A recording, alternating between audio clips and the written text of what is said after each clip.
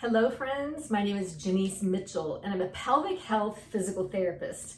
We are going to be talking about the anatomy today externally because that's really important to be able to identify the anatomy to figure out what's happening, and then once you figure out what's happening, then we can figure out the solutions. So first off, we're going to start with the vulva.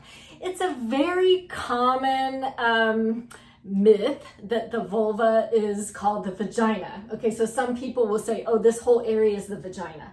But actually, this whole area is called the vulva. And then the vagina is a canal that, here's the opening of that canal, but the vagina goes inside. And so we're going to be talking about internal anatomy in another segment. So today is external anatomy. So here would be a vulva that we're looking at from below. And we're going to go over some structures here. So on the outside, we have the labia majora. Those are the outer lips. And then on the inside here, we have the labia minora. Those are the inner lips.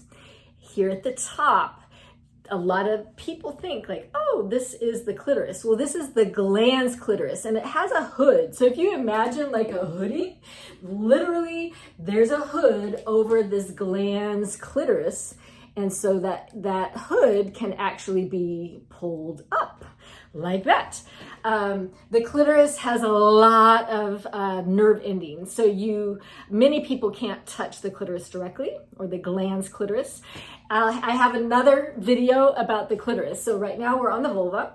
And then we open up the vulva and you have a little hole at the top called the urethral meatus. And this is where the pee comes out. So there's an opening called the urethral meatus that connects with the bladder, and that's where pee exits.